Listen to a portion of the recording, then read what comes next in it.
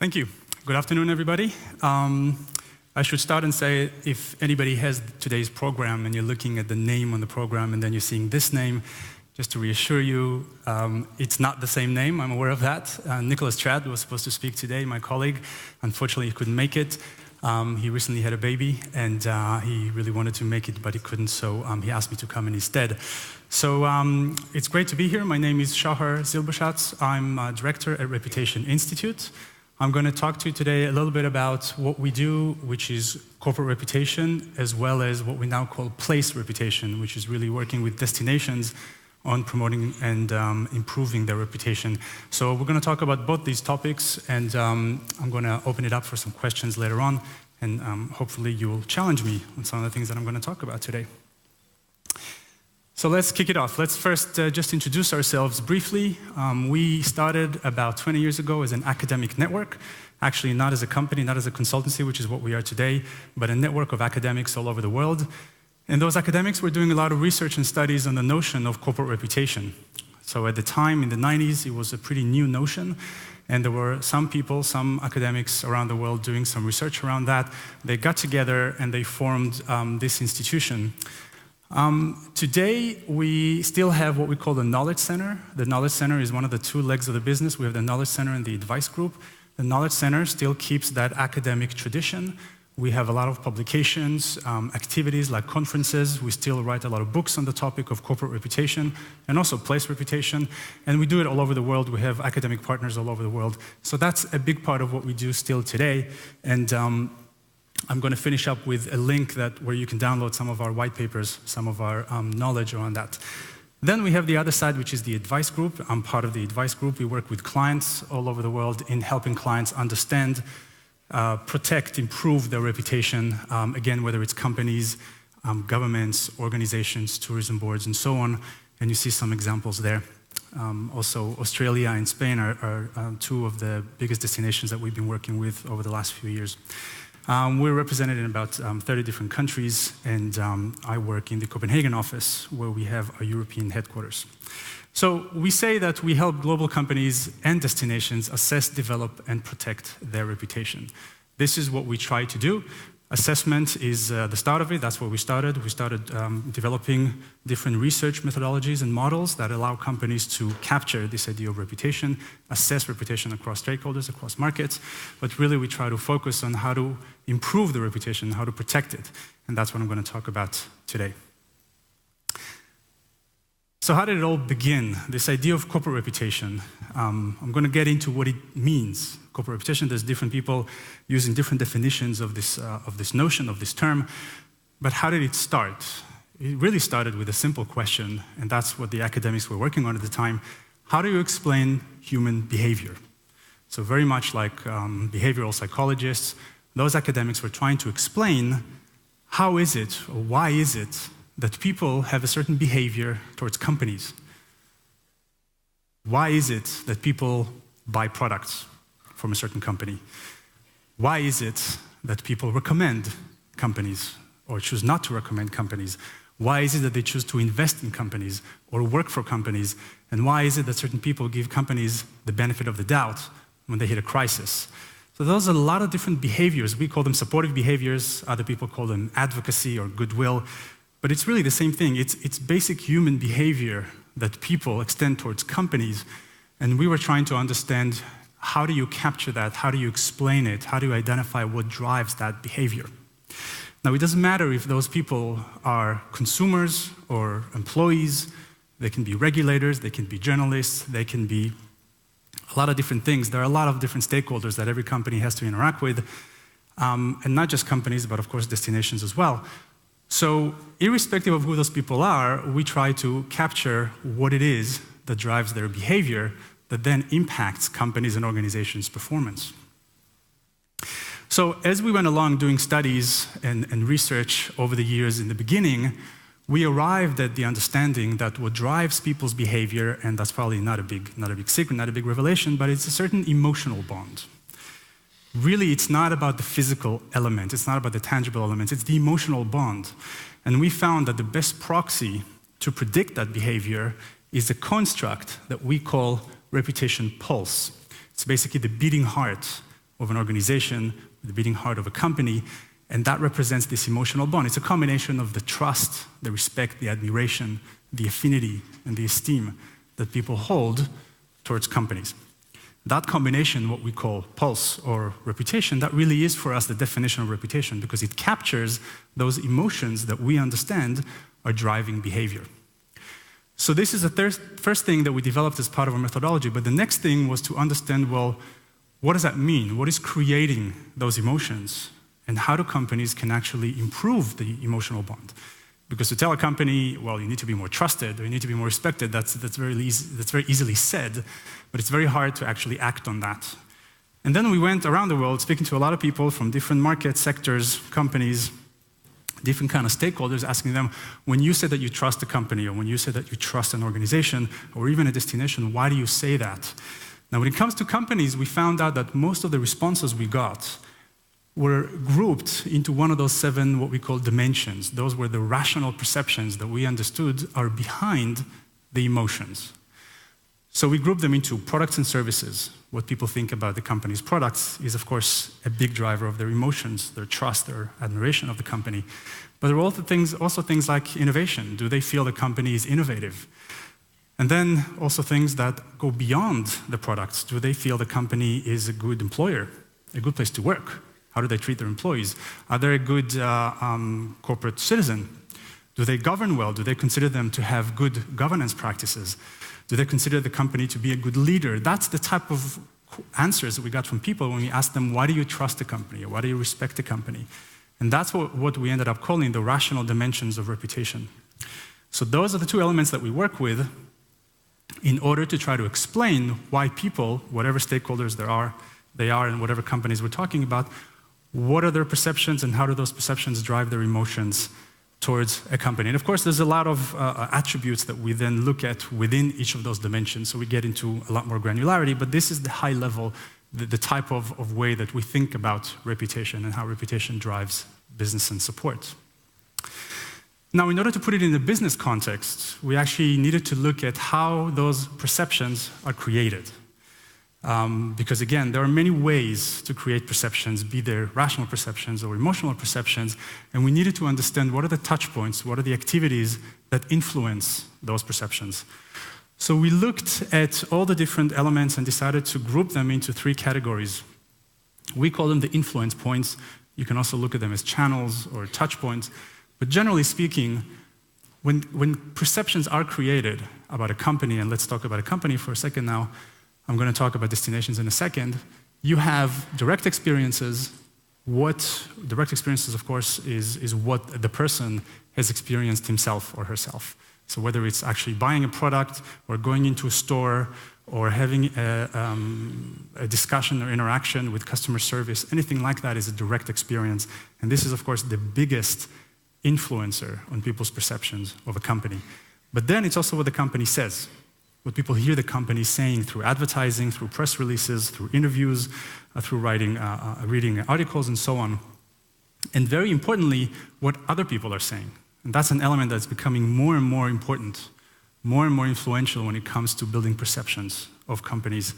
What do other people say about this company? What am I hearing an expert saying?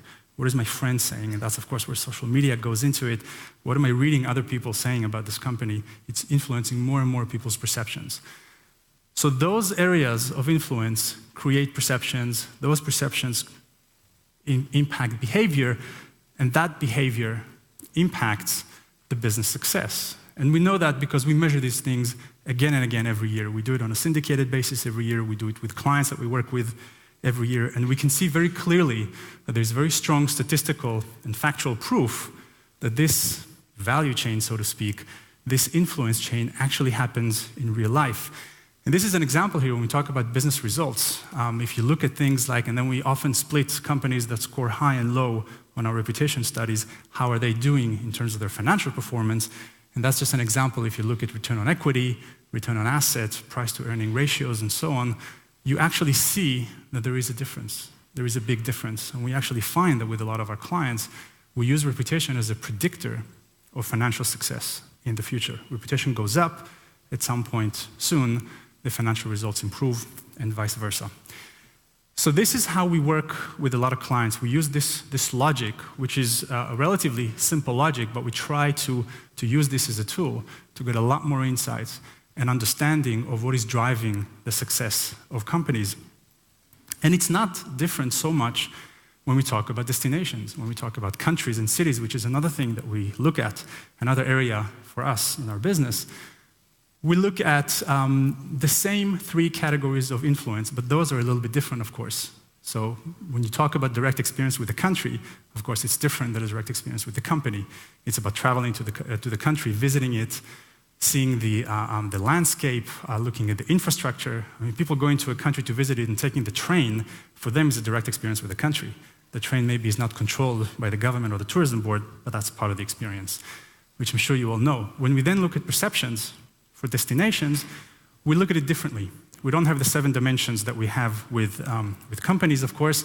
We have 3 other dimensions that we call appealing environment, effective government, and advanced economy. And we know that these are the 3 areas where most of the rational perceptions that people have of cities and countries, most of those perceptions are grouped into these areas. And we have a list of attributes behind it that try to understand and identify what are the drivers of people's behavior towards countries.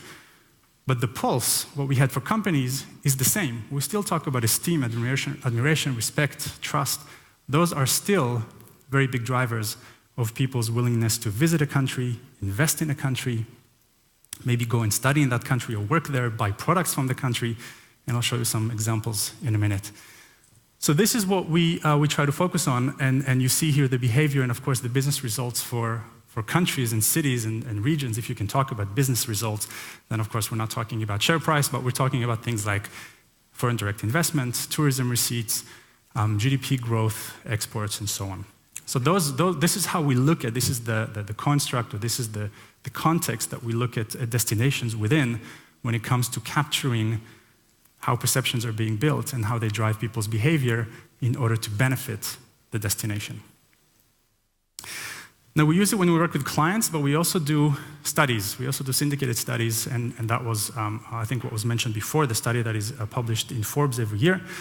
And one of the studies that we do is called the Webtrack 100. We try to rank the world's 100 most reputable companies. We do that every year. We go and ask people. We interview about 40,000 people in 15 different countries around the world, representing all the different continents. We have a process of nominating companies and deciding who is being rated, and then we have, of course, certain methodologies around how do we score and everything. But what you see here, the numbers that you see here, is the pulse number, is what I talked about before, this construct of an emotional bond, the average of people's willingness to trust a company, or to what extent they respect the company and admire it, and so on. So here, what I'm sharing with you is the top 50 to top 100 study that we did last year. We're now doing the study for this year, but it's too early to share results with you. And what you see at the top is some of the companies that often make it to the top. You have the BMW, Sony, Apple, Google. Those companies return again and again every year almost to the top 10 list. We do this list because you see a lot of interesting things. We identify what it is exactly that is driving people's support and people's perception of the reputation of many companies around the world, and those things that are driving it differ from country to country. We're also seeing that some companies are very good at sustaining a high level of reputation, whereas other companies seem to go up and down. And of course, when there's a crisis, like with Sony, a couple of years ago, Sony went down and came back up. I highlighted 2 travel-related companies because obviously this is a travel convention, so if there's anybody here from Lufthansa, they'll be happy to know that Lufthansa is the only airline that makes it to the top 50 worldwide. There are about 5 airlines that made it to the top 100. Lufthansa is the one ranked the highest of them in terms of reputation, and Marriott is one of the only 2 hotel brands that make it to the top 100 list. So this is just an example of one of those what we call syndicated studies that we publish, and we do that every year. Another thing that we do and that we publish is a list of the most reputable countries in the world. Now, in this case, again, we go and we interview a lot of different people among the general public in different countries. In the case of the country rep, what we call it, country Webtrack, we actually interview people in the G8 countries. It's not in 15 countries, it's only in 8 countries, and we consider the G8 countries to be a good representation of global perceptions of countries around the world when it comes to tourism, investments, business, and so on. Of course, you could argue against that, but that's how we do it today. We've been doing this for the past 4 years, and again, this is from last year, from 2012. This is our list of the top 50 ranked countries based on reputation. Now, similarly, in this case, similar to the other case of companies, we see relative stability in the top 10. You see Canada here is number 1. In fact, Canada did very well last year. They won, if you can call it winning. They won the country reputation listing, and they also won the city reputation, Vancouver did. So Canada seems to do well again and again when it comes to our country reputation ranking. Sweden, Australia, those actually 3 countries almost always come in the top 3 in our annual studies. Switzerland sometimes gets into the top 3 as well, but it's pretty stable, that list of the top 10. Where things change is when you go into the following tiers. That's where you see a lot of movement. And for example, last year, we saw a lot of movement in some of the euro crisis countries. So Greece, of course, fell quite a lot. Italy fell quite a lot. You can see here Italy at number 18. For European countries, it's relatively low. Greece has been falling for 3 years in a row, and that's not a surprise. What is interesting, for example, is that Spain hasn't fallen. So Spain was affected by the euro crisis, but they managed to sustain their reputation. And for us, this is a proof that countries that are very active in managing their reputation, like Spain is, actually manage to weather the storms, to resist those crises, and maintain the reputation and level of support. And we can see that very well with Spain. There's a lot of interesting things that we also find in these studies because we ask a lot more questions than just the pulse. We're seeing, for example, that people's willingness to purchase products from China and India. So to what extent people would like to purchase products produced in China and India, that's been on the rise for the last 4 years. Every year we see those percentages rise.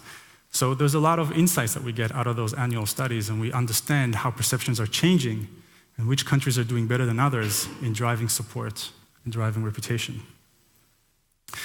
Another interesting thing that we see is that we try to see to what extent the reputation is indeed a good proxy to predict behavior. So here what you have is the correlation coefficient. For the statisticians among you, if there's any in the room, a perfect correlation is 1. That's the maximum correlation you can have. So having a 0.7 to 0.8 correlation between people's intention to support in those ways the countries, invest in them, buy from them, study in them, work in them, the correlation between that and the score they get on reputation is pretty high. So it confirms for us that these questions, this pulse, this idea of reputation, is a very good proxy of how people are willing to support. But more interestingly, we try to see whether there's a connection between reputation and between the physical results. We talked before about FDI, we talked before about GDP. That's really what destinations are interested in. How do they actually create success based on the reputation that they have, based on the perceptions that they build? And we did find direct link. We did a study last year where we looked at our results from the past 4 years, and then we looked at information that we can get on countries in terms of tourism receipts, FDI, GDP, a few other things. And of course, we had to control for differences in size and some other circumstances. But we did find a direct link between reputation and the performance, if you can call it that, of countries. We saw that the 5-point increase in country reputation leads to a 12% increase in tourism receipts and a 7% increase in foreign direct investment. So we know that there is real value for countries, and for cities as well. We do the same thing with cities. We know that there's real value in managing the reputation and improving reputation in order to actually get the support and get the revenues that you're trying to get. We did an interesting study over the last few days. We decided to use this occasion to actually poll the people who are attending this convention. We did it online. We also, over the last few days, I don't know, some of you may have seen, there were representatives going around getting people to fill out surveys. We wanted to see to what extent there's a difference between how the general public in the G8 countries rank different countries and how you guys, as travel professionals, rank different countries on reputation. So, These are the results of the survey we did over the last few days and also online over the last couple of weeks. You see that we spoke to 1,145 people over the last few days. And we asked the same questions. We asked about trust, we asked about respect, we asked about affinity, and we got interesting results. So Australia, we only did it on 20 countries, not on 100 countries, like I said before, or 50. So so for example, Canada wasn't included, but Australia, as you remember, number 2 in the G8, was also number 1 here. Now, there's several interesting things here. We noticed some differences that I'm going to show you in a minute. I'm going to compare it.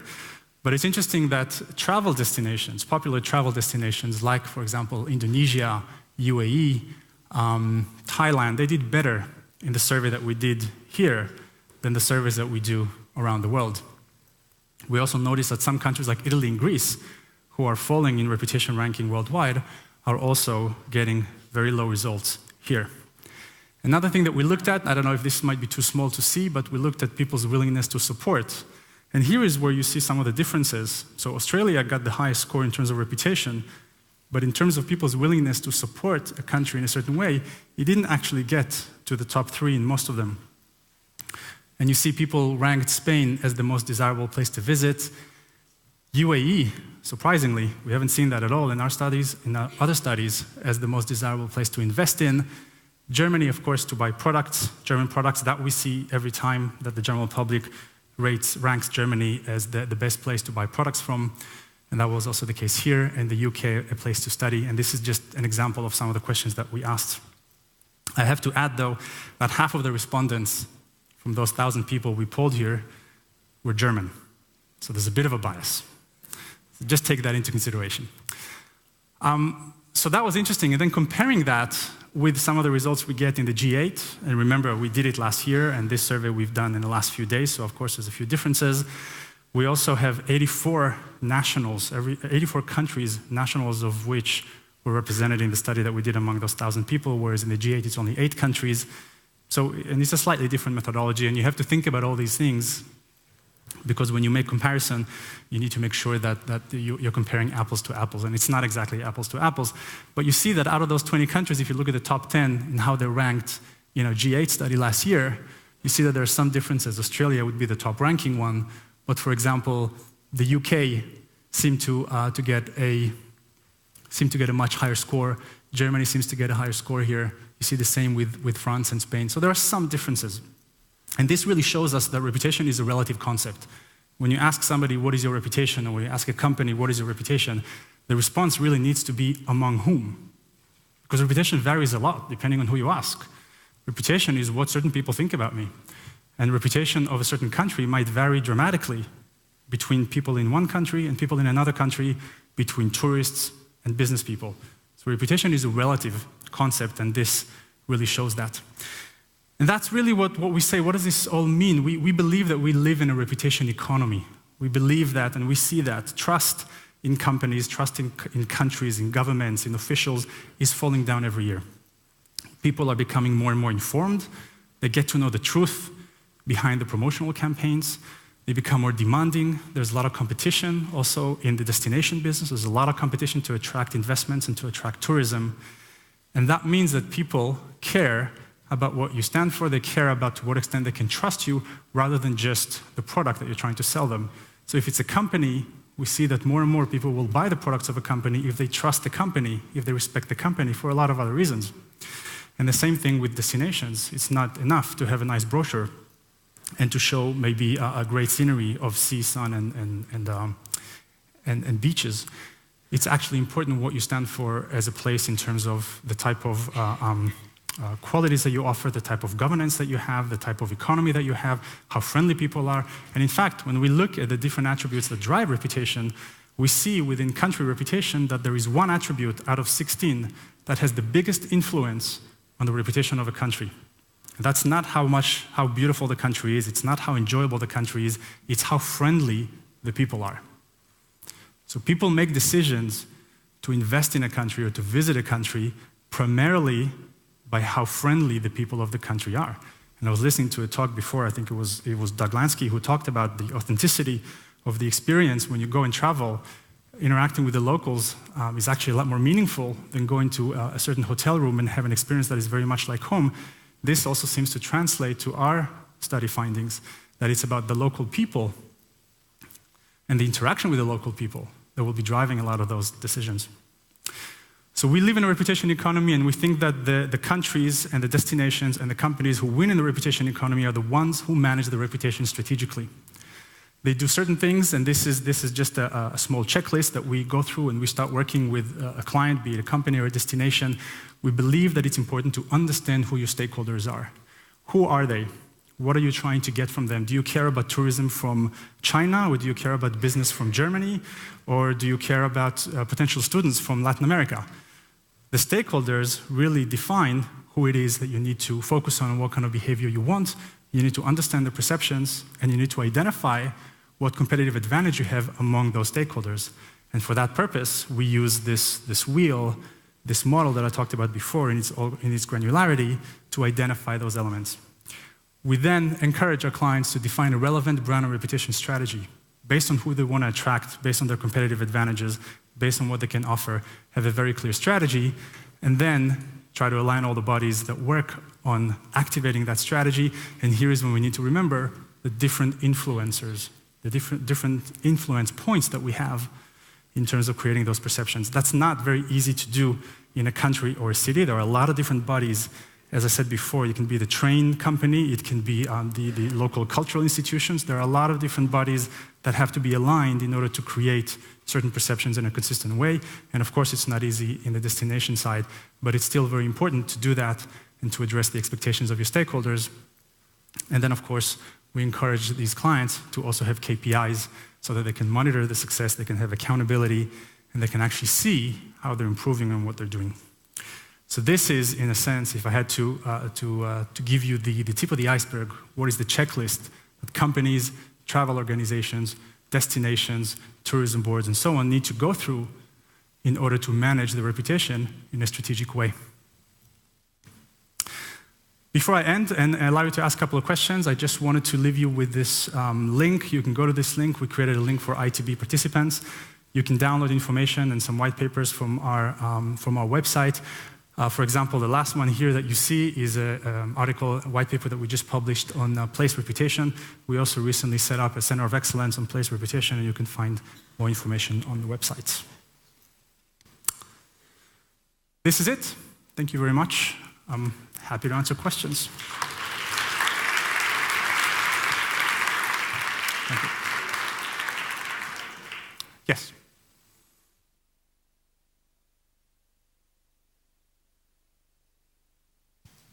Ian Taylor, Travel Weekly. That was very interesting, but I want to challenge you, if I may, and to get your response. The banks, major banks, had a pretty good reputation for stability and security and so on, and very good results up until 2007. And the reputation and the results both went pear-shaped from 2008, but you couldn't say the results went pear-shaped because of the reputation. The results went pear-shaped because the reputation was phony. So what would you say to that? Yes, well, I would love to say that there is a one-to-one relationship, and we can always predict financial performance based on reputation. That's not the case, especially in some sectors where that link is a little weaker for a variety of reasons. For example, in retail banking, people have a very low degree of willingness to switch banks. That is well known in the financial services sector, and that's why the effect and the impact of reputation on financial performance sometimes is weaker or takes longer to happen. So you're right that it's not always the same. We also see that some oil companies who have incredibly low reputation for obvious reasons have also immense profits because they benefit from certain economic circumstances. So that has to do a lot with the revenue model. So you're right that in some cases that link is more tenuous. But what we do see is that if a bank consistently sees its reputation declining, it will eventually see some impact on the revenues, on the elements of the revenues that is dependent on active support. Oliver Ranson from Ranson Pricing. Again, thanks very much for a fascinating presentation. One of the things which I personally am interested in is that air travel in particular can be a very extremely expensive commodity. And therefore, many people don't have the chance to experience it as much as they might do, say, at a supermarket or even at an electronics store. So how can travel organizations who sometimes have to charge very high fares manage this, which is the difference between the expectations of the customer paying a huge fare and the very real constraints of the service delivered, to feel so that the passenger feels that they're getting good value for money, and that this brand that they've purchased is offering a quality product, and it's so good, I'm going to tell all my friends how good it was, rather than saying how much it cost. How can airlines in particular manage that? That's a very good question, and that also goes into a question of differentiation. So you're in a certain sector, how do you create differentiation within the constraints of your sector, or within the constraints of your revenue model, which is partly what you're saying. I think that what we're seeing is, and that especially goes into the 7 dimensions that I talked about, that there are some organizations, and travel is included, and airlines, for example, that actually have a very, very positive reputation, even among people who never tried them, because of things that people heard about them.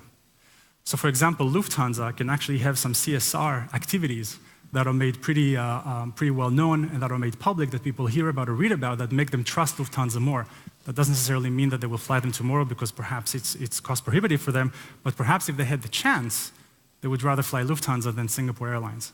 So that's an example. It's really about the perceptions you create also among the people who don't experience you directly through the things that they hear about you, and not necessarily your product. So you need to find a way to differentiate and to gain trust also across your other efforts in terms of governance. How well you're governed as a company will also affect those perceptions. And that's what you can do among people who also don't experience you. I don't know if we have more time for another question. We're done. Thank you very much.